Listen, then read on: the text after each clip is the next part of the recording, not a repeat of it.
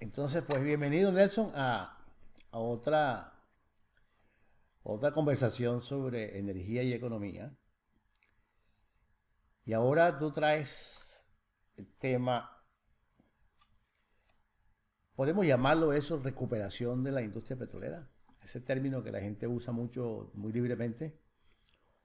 O Bueno, todo ese fenómeno que está alrededor de la pérdida de potencial de producción de petróleo en Venezuela que estaría detrás del millón de barriles perdidos en los últimos años. bueno, buenos días, Alexander, y buenos días a Buenos días nuestros a todos escuchas. ahí. En lo que acabas de mencionar como introducción, podría ser el término de recuperación de la industria petrolera venezolana o cualquier industria petrolera en el mundo. Y eso lleva a recuperar el potencial de producción o mantener el potencial de producción. Si tú no tienes producción de petróleo, pues no tienes industria petrolera, porque ese es el insumo primordial de la industria, pues, el producir petróleo. Vamos a comenzar a hablar sobre qué es potencial de producción. Mucha gente habla de potencial de producción, pero a veces no pueden entender el término, ¿no? Si no han estado cerca de esa tecnología o de esa forma de negocio. En la gráfica que se muestra ya se observa la variación del potencial de producción de petróleo. Hay tres rubros básicos, eso que es lo que se llama el PCA o potencial al comienzo de año. Ese potencial por razones físicas de los yacimientos, por razones mecánicas de los pozos, tiene una caída y es lo que se llama declinación del potencial. Eso lleva a a un nivel de producción que se llama producción a final de año. Y eso es un diferencial que es lo que se muestra, perdón, con la caída de potencial. Y En la misma gráfica, ahí entramos perdón, Nelson en el problema, digamos, la fuente de los problemas que hemos tenido con la industria y el país en general. Es que tiene años cayendo el eso es correcto. potencial, pero lo más extraño, aunque tiene una explicación, por supuesto, es que durante todos esos años los precios del petróleo estaban por encima de 80, $90. Eso es correcto. Es Ahí decir, se pasó perdió lo una que no debió pasar. oportunidad. Bueno, y lo otro que se hace para aumentar el potencial es generación de potencial nuevo, que es la franja verdecita que está allí en la lámina. Con un ejemplo fácil, por ejemplo, que nosotros tenemos a principios de año 100 barriles, a final de año tenemos 80 barriles, hay una pérdida de 20 barriles que hay que recuperar para llegar nuevamente a los 100. Y si queremos incrementar por menos 10 barriles, tenemos también que hacer inversiones para eso, 10 barriles. En general, en la pérdida de potencial se pierde producto de condiciones físicas de los yacimientos y las condiciones de los pozos. Como vemos en la próxima lámina, como tú mencionaste anteriormente, nosotros hemos perdido alrededor de 1 millón de barriles diarios de potencial. Porque tú produces lo que tienes, si no produces más, es porque no tienes más, a excepto de ciertos países, quizás Arabia Saudita, que tiene potencial cerrado y eso es por otras razones. Pero tener un potencial cerrado tiene un costo, cosa que Venezuela no se puede dar ese lujo. Entonces esa pérdida que se ve ahí en la gráfica de 1 millón de barriles, tomando como referencia la producción del año 98. Si vemos una próxima lámina, que es lo que se llama el incremento del PDP potencial desde 1998 al 2006 en Venezuela, vemos una línea, perdón, de declinación acumulada en ese periodo de 2.5 millones de barriles. Vemos otra línea que es de color verde, que es el incremento acumulado del potencial de 1.5. Pero el neteo o el diferencial entre uno y otro es lo que produce la línea roja de la declinación de 1 millón de barriles que ya lo mencionamos anteriormente. Entonces, aun cuando la industria petrolera venezolana ha hecho esfuerzos para mantener el potencial, no ha sido lo suficientemente extenso o grande de tal manera de contrarrestar dicha caída. Y esto se repercute, nuevamente repito, entre la caída de 1 millón de barriles de potencial. Pero eso tiene una explicación, digamos, una fuente causal en que el Estado, el yacimiento petrolero es fiscal. Hace muchos años, décadas atrás, se le llamaba a esto yacimientos petroleros fiscales. Inclusive en el sur todavía se usa el concepto en Argentina, se usa el concepto en Brasil y se usa el concepto en Bolivia. Dejó de usarse en México. Está concebido de que entonces el subsuelo, cuando produce renta, eso es fiscal, porque el dueño del subsuelo es el Estado. En el caso venezolano, y eso lo sabemos, hay asociaciones con empresas privadas internacionales, pero el Estado toma parte importante de la renta, mucho más de la mitad, a través de dos mecanismos fundamentales, impuestos y regalías. Pero al mismo tiempo el Estado toma las decisiones de mantener la industria a determinado nivel de producción.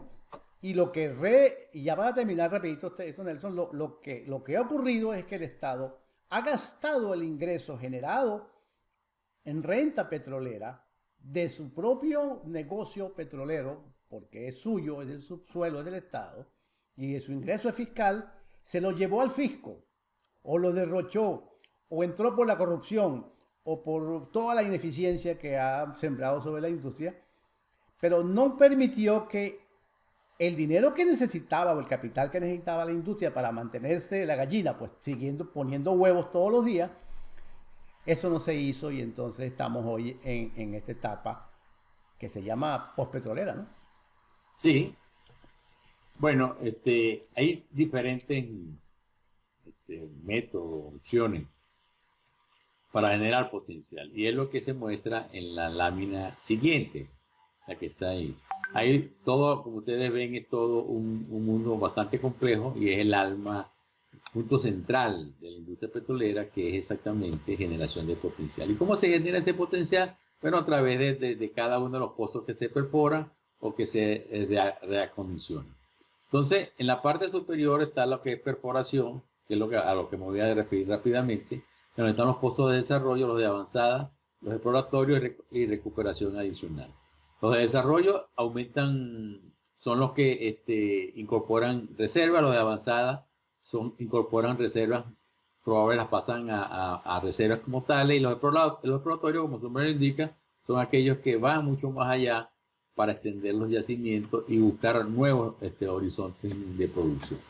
Pero la parte de la izquierda, que está integrada en un óvalo, es exactamente lo que se llama el recondicionamiento, recompletación de pozos, que se refiere a que todos aquellos pozos cerrados capaces de producir. Y eso es lo que se ha mencionado a nivel venezolano, de que existen alrededor de 20.000 pozos cerrados capaces de producir y que vía esos pozos nosotros podemos aumentar o generar potencial. Eso es muy cierto desde el punto de vista técnico. Creo que no hay ningún problema porque son cosas que se vienen haciendo desde hace muchos años. Sin embargo, eso requiere de inversiones, aspectos que no vamos a tocar o que no voy a tocar en este momento. Pero sí me voy a referir a una condición que es lo que yo llamo el sendero de productividad por pozo de petróleo, que es la lámina que está en pantalla y que el eje de las X es el número de pozos activos y el número, y el eje de las Y se refiere a la producción de petróleo en miles de barriles. Ahí están todos los países OPEP y la línea que se ve punteada es la capacidad o la productividad de los pozos. Es un indicador que refleja cuánto se puede producir por pozo. El caso venezolano. Esto para ponérselo a la gente un poco sencillo, Nelson, esto es como una vaca venezolana a doble propósito de Carora. Exacto. Que te produce 25, 30 litros diarios de leche, y una vaca holandesa o danesa o neozelandesa que produce 47 litros diarios de leche. Eso es correcto. Ese es un buen símil. En el caso venezolano, como vemos acá, en materia de petróleo, la producción promedio por pozo es menor a 200 barriles.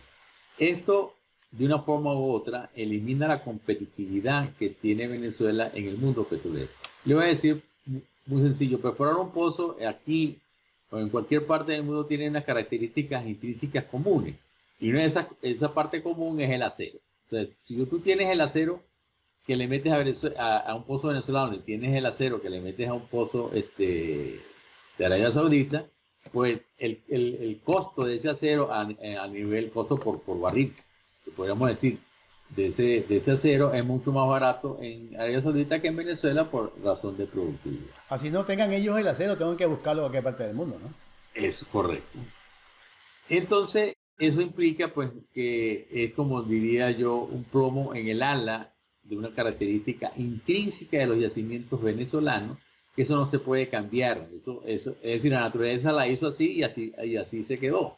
Entonces, eso es inalterable. No puedo yo hacer que los pozos produzcan más de ese promedio. Podría, hay pozos, lógicamente, recuerdo que les menciono que es promedio. Hay pozos que producen más, pero ese es el promedio venezolano. Ahora, Néstor, te pregunto, Ajá. ¿esa producción por pozo varía en el tiempo, va cayendo o es más o menos estable?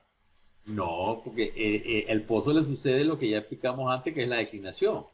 Yo puedo tener un pozo que a principio de año tiene 100 barriles, pero a final de año puede tener 80. Se perdió 20% digo, sí, Ajá. 20% o 20 barriles de Claro, esa capacidad. sería la medida que reduce todo lo que dijiste en la primera lámina, correcto. Exacto. Correcto. Entonces la sumatoria de la caída de cada uno de estos pozos a nivel país o a nivel mundial es lo que se denomina pues declinación de la producción. Cuando comparamos estos un poco más a nivel país, pero de una manera mucho más explícita, diría, está la lámina que continúa, que es la producción de petróleo por pozo a nivel OPEP. Observen ustedes que Venezuela es uno de los últimos países o los de menor productividad. Si lo comparamos con el de Arabia Saudita, que está en el orden de los 2.867 barriles por pozo, pues eso es, como dividimos casi entre 100, eso es básicamente como 4 veces menos que la productividad de Arabia Saudita. Inclusive, si nos vamos a nivel OPEP, fíjense que OPEP tiene 700 barriles de promedio de producción por pozo, mientras Venezuela sigue teniendo Sí, 300. lo curioso de esto, Nelson, es que estamos en la cola de la mediana, digamos en el cuarto percentil, de abajo hacia arriba. Nosotros, Sí, nosotros somos un país productor de petróleo que ya perdió el carácter marginal. Es decir, nosotros no le sumamos a ese acuerdo reciente que hubo con Rusia, que parece que no dio resultados que el mercado esperaba que diera, de reducir la producción, en el caso de la OPEP más Rusia. En ese acuerdo nosotros no le sumamos ni le quitamos. No hacemos ningún efecto sobre ese tipo de acuerdo porque nuestro nivel de producción o nuestra capacidad de producción está realmente bueno, pues, limitada. pero si es que si tú hablas, si lo vemos, eso que acabas de decir, si lo vemos a nivel global, si el mundo tiene una producción de 80.000 barriles, 80 millones de barriles diarios de petróleo y Venezuela lo que aportó fueron 90.000 barriles, eso es menos del 1%. Sí, sí, Eso no le eso da no hace cosquilla. bull. Eso es como si no existiera, no tuviera Venezuela aportando nada. Bueno, de hecho, eso fue una excusa más para decir que Venezuela pues está produciendo cerca de los 2 millones de barriles porque está cumpliendo con la cuota OPEP. Bueno, ese es un decir. Aquí podríamos ir cerrando este capítulo y podríamos mencionar lo siguiente, que cada pozo es un paciente que hay que atender con características disímiles. Si a un pozo no es igual a otro pozo, aun cuando estén en el mismo yacimiento. Se comportan diferentes. Eso es como el ser humano. Pues el ser humano todos tenemos unas características intrínsecas comunes, pero nuestro comportamiento es diferente y nos enfermamos de cosas distintas. Entonces, Sí. ese es exactamente el paciente. La Nelson, industria petrolera, dime. tenemos la lámina que conversábamos, era como el nudo de todo lo que es nuestro futuro petrolero. Todo el esfuerzo que hay que hacer si es que hay recursos. Que es la lámina de la declinación y el incremento. Bueno, esa la Te- vamos a ver en una la dejamos para el segundo video después de este o lo hacemos ahora. ¿Qué tú dices? No, vamos a hacerlo en una segunda parte. Ajá. Y Bueno, entonces, pues, bueno, este, nosotros hemos decidido, el tema este es prácticamente el corazón de lo que está ocurriendo, o el nervio pues, motor de lo que está ocurriendo con la industria petrolera venezolana, nuestra capacidad de recuperarnos, si es que la tenemos, y las exigencias financieras que esto requiere. Hemos dividido entonces en dos momentos. Este primer momento, que nos acaba de terminar Nelson, con el enfermo, el pozo enfermo, ¿no? sí. Ajá. Y entonces dejamos para el próximo video. Entonces con esto nos despedimos, Nelson. Bueno, hasta una próxima oportunidad y seguiremos evangelizando en materia de economía y Así que petróleo. la gente por lo menos vaya aprendiendo qué es lo que ha ocurrido y por qué hemos llegado a este estado de cosas.